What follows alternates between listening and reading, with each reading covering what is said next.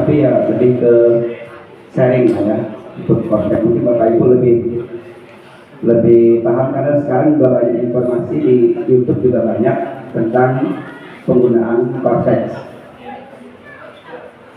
Nah, untuk Cortex sendiri itu mulai penggunaannya pada awal tahun 2025. Kalau tahun kemarin kita masih menggunakan DJP online untuk bayar pajak. Jadi Bapak Ibu pergi ke kantor pajak, kemudian kita buatkan namanya kode billing. Nah, kalau sekarang kita sudah menggunakan Cortex, sama seperti tahun kemarin, cuma di Cortex ini lebih kompleks. Di dalamnya semua ada, pelaporannya ada, pembuatan billingnya ada, kemudian kita juga bisa menggunakan yang namanya sistem deposit. Nanti biar kita informasikan satu persatu. Kemudian setiap sekolah, baik bendahara maupun kepala sekolahnya itu diwajibkan untuk mempunyai akun Cortex. Apakah sekolahnya sudah pada punya akun Cortex? Belum? Udah. Bendahara. Ada yang udah. Nah, dulu katanya hanya sekolah ataupun lembaga yang punya akun Cortex. Nah, sekarang semua guru. Jadi nanti mohon kalau udah pulang ke sekolahnya masing-masing, semua guru harus mempunyai akun Cortex. Untuk apa? Nanti tahun depan untuk pelaporan SPT-nya, SPT 21 seperti yang kita buat tahun kemarin itu, yang minta apa namanya, lapor pajak itu. Nah, sekarang nanti bayarnya lapornya di Cortex, seperti itu. Jadi kita harus punya akun. Cara buat akunnya gampang. Kalau misalnya kita punya akun DJP online dan ingat dengan password dan emailnya itu gampang. Tinggal kita buat di sini. Lupa kata sandi, ini buat akun Cortex ya, itu pribadi, tanpa perlu ke kantor pajak. Tidak perlu repot ke kantor pajak. Tapi ingat emailnya. Nanti misalnya di sini masukkan NIK-nya. Kemudian dari NIK kita masukkan ke surat elektronik, maka akan muncul email yang digunakan di DJP.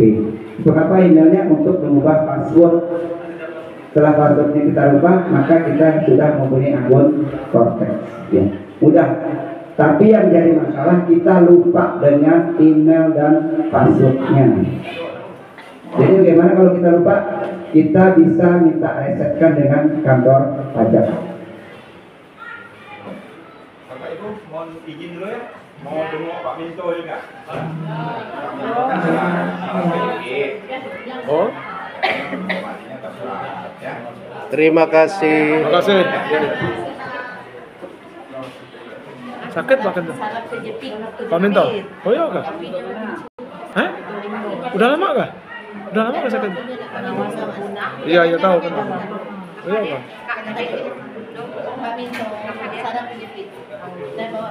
Dan Bapak Ibu kita lanjutkan lagi tentang Cortex-nya.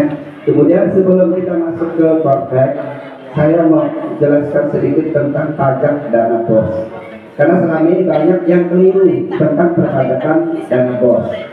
Nah, pajak dana bos itu yang sering kita pakai, yang sering kita bayar itu ada 3.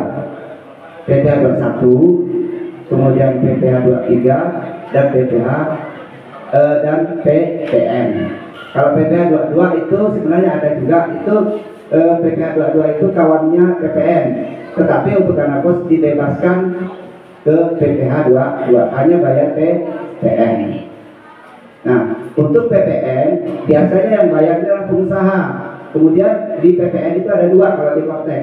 Ada pengusaha kena pajak dan ada pengusaha yang tidak kena pajak, atau PKP dan non PKP. Itu beda kodenya. Kalau yang PKP itu seperti siapa misalnya? Seperti Pak Ajung, kemudian siapa lagi? Pak Iwan Iskandar, yang pendapatannya sudah melebihi 2 miliar 1 tahun. Itu yang PKP. Atau kalau beli apa namanya itu, nyetak soal kan? Di mana biasanya nyetak soal itu? Asta Prima dulu sih. Asta Prima dulu Sinama ya. Nah, Sinama juga PKP. Itu pengusaha kena pajak. Jadi pendapatannya sudah di atas 2 miliar. Itu nanti ada kodenya. Kalau non PKP kita pelaporannya nanti kodenya renteng. Kalau yang PKP itu deposit ya, di sini. Jadi ada dua. Jadi kita kalau belanja itu harus tahu dulu PKP atau non PKP. Kemudian kalau kita belanja jangan lupa nik orang yang bersangkutan. Misalnya kita belanjanya di toko yang di kampung lah misalnya kan. Yang di kampung biasanya. Kita harus tahu niknya. Niknya berapa? Untuk apa? Untuk nanti pelaporan SPT-nya. Jadi pajak yang udah kita buat, yang udah kita buat pilihnya kita bayar harus kita lapor. Namanya lapor SPT. Nanti di kontek ada. Kita terangkan. Nah kemudian untuk pajak 21, Bapak Ibu saya rasa udah paham kan pajak 21 itu apa? Untuk biasanya bayar honor kan? Untuk bayar honor pegawai atau honor pegawai tidak tetap. Nah untuk pegawai harian lepas biasanya kita sekolah kan ada upah ngecas, upah itu lepas, upah nyemprot, ya kan?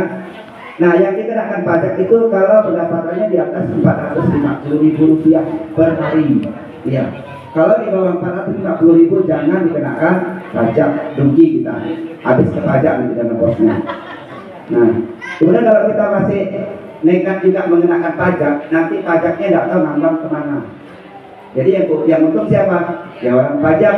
Pajaknya tidak masuk ke PPh 21, tapi kita bayar. Makanya orang pajak banyak yang ya dari situ lah uangnya ditarik mereka. Bukan, jadi jangan kita salahkan orang pajak korupsi. Tidak korupsi mereka itu, karena kita banyak yang salah bayar. Saya bilang, cuma 100.000, seberapa lah? 100.000 kalikan berapa juta sekolah? Berapa? Itu hanya PPh 21, belum PPh yang lain, yang banyak salahnya. Berapa miliar mereka dapat dari kesalahan kita? Nah itu, beda, hati-hati. Memang kita tidak kena sanksi, tidak ada sanksinya kalau kita salah bayar pajak. Mereka malah suka, bawa masuk ini kata mereka. Nah, iya, mana mereka mau bilang tuh? Iya, itu kesalahan sistem namanya. Salah masuk bayar pajak. Kemudian PPh 23. PPh 23 biasanya untuk jasa makan minum atau jasa misalnya kita nyewa kendaraan nih. Untuk anak-anak kegiatan kan ada sewanya, itu masuk PPh 23. Nah, yang banyak keliru PPh 23 itu tentang makan minum. Yang dimaksud PPh makan minum itu kalau barangnya sudah jadi, di air kita beli di kafe, ini air kita beli di catering, itu kena pajak. Itu betul PPh 23. Tapi kalau Bapak Ibu misalnya acara seperti ini, misalnya beli gula sendiri, kopi sendiri, beli sayur, telur ayam sendiri, garam micin sendiri, itu jangan dikenakan PPh 23. Itu belinya satu-satu, itu kena. Kalau misalnya mau dikenakan pajak itu PPN namanya, pajak pertambahan nilai. Tapi untuk sayur mayur itu dibebaskan dari pajak. Ya, jangan kita kenakan pajak. Kemarin banyak yang itu. Ini pajak makan minum. Bapak pesan di mana makan minumnya? Saya bilang, kalau di kampung kan ada catering. Itu Bapak kami beli sendiri. Kalau beli sendiri jangan kenakan pajak, rugi kita. Ini beli gula kena pajak, beli kopi kena pajak, beli air kena pajak. Habis dana pos kita nanti kena pajak semua. Yang dimaksud pajak itu kalau misalnya ini kuenya ini besarnya. Nah ini kena PPh 23, tergantung catering atau rumah makan.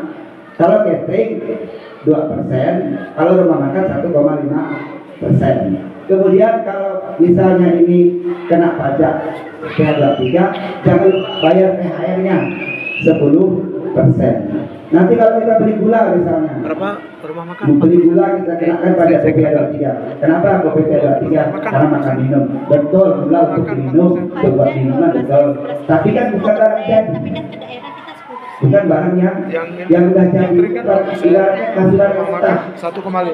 Nah, nanti kalau kita bayar THR-nya diketahui orang Bapak nanti, Bapak beli apa? Beli gula. Kok bayar THR? Kan gitu. Kalau PPh 23 tetap bayar THR 10%. Itu di Bapak bayarnya. Nah itu tadi kalau kita pesan di rumah makan atau di di catering. Kalau kita masak sendiri, jangan dikenakan pajak. Anggap nanti masukannya kemana? Masukkan ke barang habis pakai. Di situ masukannya nanti ke rekeningnya. Kan habis pakai. Sayur kan habis pakai. Beli ayam juga habis pakai. Nah, untuk makan. Jadi jangan kita masukkan semua, nanti kita sedikit-sedikit bayar pajak, sedikit-sedikit bayar pajak, habis itu. Nah, kemudian untuk PPN itu yang dikenakan pajak berapa Bapak Ibu selama ini? Lebih 2 Di juta. atas 2 juta. Ya, di atas 2 juta yang dikenakan PPN. Kecuali Siplah. Kalau Siplah ada pajaknya kan? Itu penyedia. Kalau Siplah itu PPN dan PPN berdua kan? Kalau Siplah. Nah, kalau Siplah belanja di Siplah pajaknya yang kita bayar Iya. itu sudah termasuk Penyedia pajak. pajak. Sudah ditarik mereka pajaknya. Jadi jangan kita bayar lagi. Misalnya kita belanja di selain Siplah belanja di mana lagi? Kayak online. Beli buku.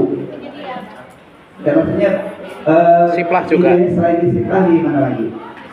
Buku juga Siplah. Siplah ya. Ya. Kalau beli komputer misalnya di mana? Gloria.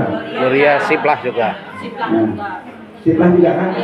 Nah, jadi kita jangan bayar PPN lagi karena harga sudah termasuk PPN. Jadi jangan kita bayar double. Kalau kita bayar double ya nanti yang punya kita bayar ya tidak dimasukkan ke kas negara, masuk ke kas orang pajak jadi nanti. Nah, kemudian pajak apa lagi yang kira-kira yang kadang membingungkan Bapak Ibu? Kami banyak bingung. Coba. Terima kasih Pak.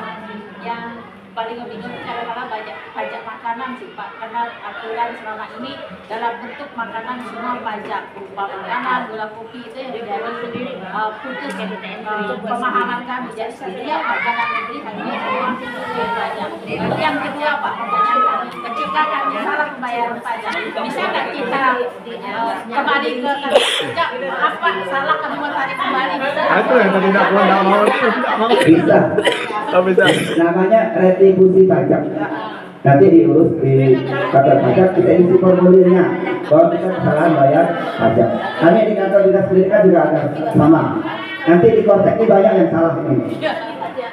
Ya, di mana bisa salah? Nanti kan kita masuk ke akun Kortek, ke akun kepala sekolah atau akun saudara. Kita lupa ngeklik dinas pendidikannya.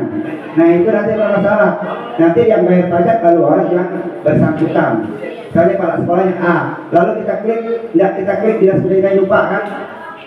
Jadi main cetak ya billingnya, main bayar ya cek billingnya punya siapa. Nah, itu bisa namanya retribusi pajak. Bisa isi formulirnya di kantor pajak. Dengan nanti isi nomor rekening segala macamnya, nanti pengembaliannya selama dan bulan. Ya. Oke, terima kasih Pak. Ini saya mau nanyakan ya Pak, bahwa ada kita bayar pajak di 2 tempat. Misalkan kita pesan catering itu kan, itu kan kena bayar pajaknya di Pratama juga di Bapeda, ya kan? Bapeda ya. Kalau dulu itu kan hanya satu aja bayarnya, hanya ke Bapeda dulu, bukannya sekarang. Ini kan sangat merugikan sebenarnya, sangat merugikan. Kemudian rata-rata sekolah itu jika ada belanja makanan, rata-rata mempermudah untuk dipajakkan, Pak. Karena malas menguraikan. Kemudian mencari tanda tangan dan foto, ini juga memberatkan sebenarnya ini. Contoh, saya beli bawang di toko A, kemudian beli ayam kan tidak mungkin di toko A lagi, mungkin di tempat lain, kan gitu Pak.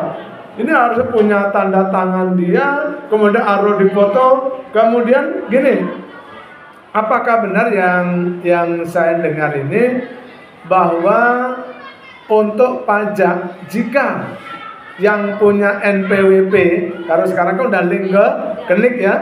Kalau dulu kan yang tidak punya NPWP itu 4%, yang punya NPWP 2%. Nah, sekarang kan semuanya di apa namanya?